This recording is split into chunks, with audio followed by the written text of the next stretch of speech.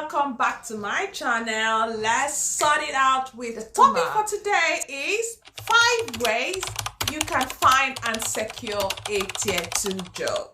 So if you're an international student here in the UK or you're planning to become one, this video is for you, so don't go away.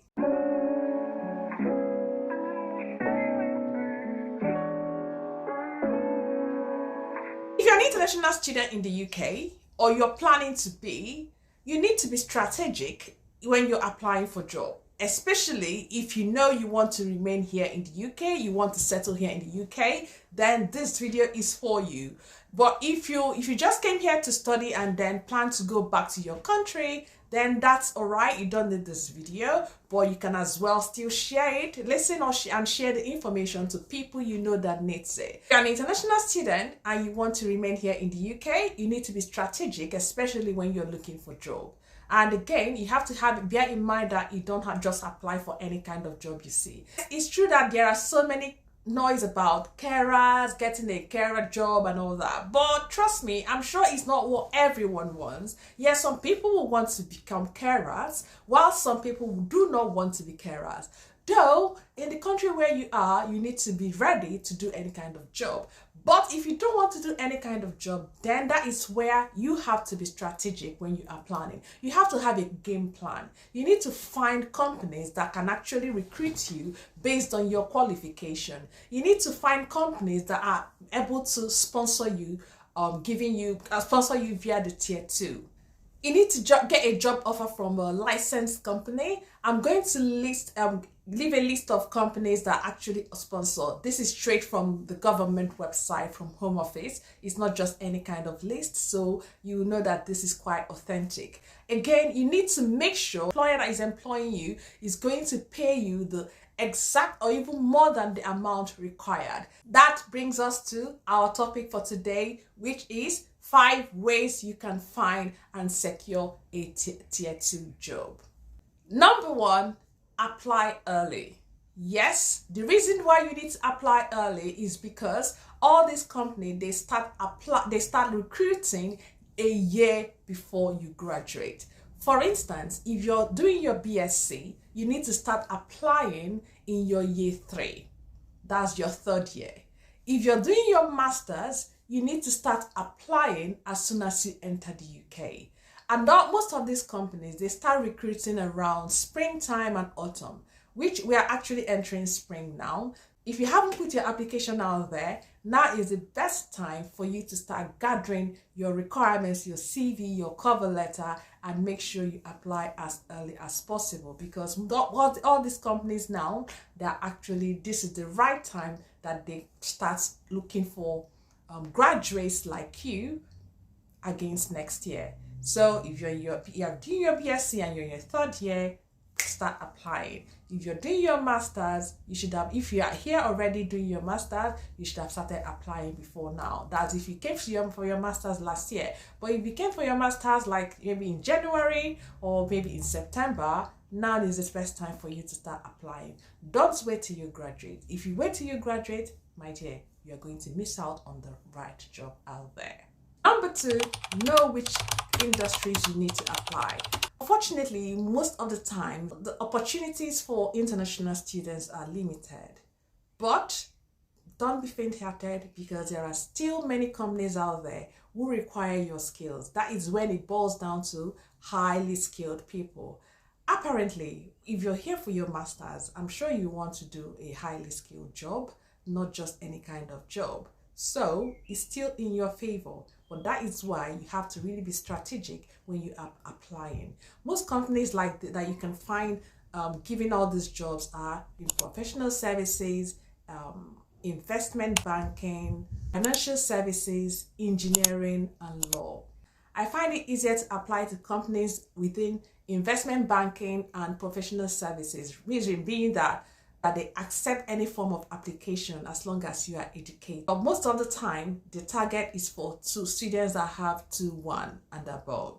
So which means you need to have your game plan and make sure you settle down, study very well, and get that 2-1 or even a first class. Again, they also try to check your English language, so make sure you have good business English skills. And sometimes again, they do all these aptitude tests. There are so many aptitude tests out there you can lay your hands on, practice it, and get used to it. Okay. Number 3, know where to look for the companies that will sponsor you. Okay. There are so many scams out there, especially because of the fact that UK is now open to international students. You see so many fake jobs out there, so you need to know exactly where you can find all these companies. Websites like CV Library can actually help you. You can search using the name of the company, and once you find the name of the company, just go straight onto their website, go on their career section, and you'll be able to find the job that is available. Or you can as well go to the list of sponsors from the UK, which I'm going to drop the link in the comment section or on the description box. Number 4, you need to familiarize yourself with the UK job application process. Here in the UK, if you're looking for a permanent job, professional jobs like this, the recruitment process can be so long. And basically, I remember of 6 steps. 1 is CV, application form, online test, phone call or video call, assessment center, final interview. So basically 6 steps. You need to make sure that you're ready to pass through all these 6 steps that I just mentioned. And when it comes to CV, don't just slap your CV out there. No, don't do that. You have to tailor your CV to the job. So for instance, when if you find a job that is suitable for you and you look at your CV and those skills that is required is not on your CV, you have to make sure that you put all those skills that is required on your CV. You have to look at the job requirements and then put it on your CV. If you just submit your CV like that, trust me, you're not going to get called. Not to talk of getting an interview, not to talk of working there. So you have to make sure that your CV is tailored to the job, which means that you're not going to use the same CV to apply to different jobs or different companies, because obviously the job requirements, the job specifications are different from each company. That is why every CV must be tailored to the job requirements of the job you are applying. Most companies, they also require you to have a cover letter, which means you have to write a letter why you want that job. Why do you think you stand out compared to the other candidates? So these companies, all these professional companies, investment banking, engineering, they require this. That is, if you don't know how to write a cover letter, then you need to start learning on how to write a cover letter.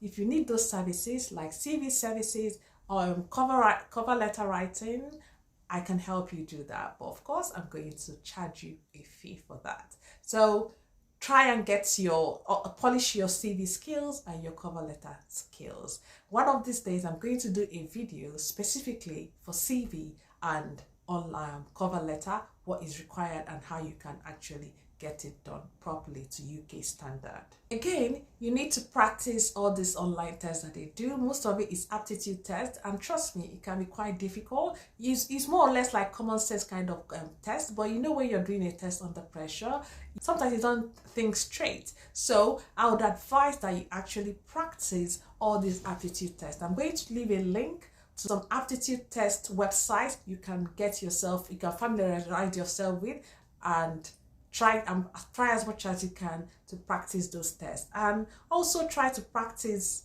the assessment center. Google, make a search and see what happens in all those assessment center, and know how to practice. Most of the time, is like the assessment center is for them to know your team working skills, and maybe if it's something to do with practical, like technical stuff, that is the opportunity for you to showcase your skill, your talent, and then they see how you communicate and work with other people. Another thing you need to prepare about is your interview answering questions. The way UK ask interview questions is quite different from other people. From my experience, when I moved here, the way they ask questions is really very different, and the way they expect you to answer is really different. In fact, it's a skill that everyone needs to have. You need to have that skill of answering interview questions here in the UK. Where initially it was quite difficult for me, but when I got used to it, and now trust me, I don't even prepare for interviews anymore. Yeah, I don't prepare for interviews anymore because I've honed the skills, so it's more or less like part of me. So yeah, you need to learn on how to answer interview questions in the UK. And number 5, which is the last but not the least, manage your time wisely. Okay, so yeah, because you're still a student, you have your dissertation to write, you're preparing for exams, so you may have limited time in applying for jobs. So what you need to do is just manage your time, prioritize, bring out a few hours of your time and dedicate it to job application, job searching, job hunting. Okay, because if you leave it till the last dying minute towards your graduation time, trust me, you may not be able to get any job. And that is why when you find yourself doing all those kind of job you wouldn't want to do. And I'm sure that's not the reason why you're here in the UK. You cannot just finish your master's, you pay thousands of pounds for your master's, and you come and start doing all this job. Honestly, I made that mistake, and I wouldn't want you to make that mistake, and that is why I'm bringing myself out here, so that you can learn from people like me that have been here and have tried it all. I've made some mistakes and I've gotten it right in some areas. Okay, so be strategic in everything you're doing.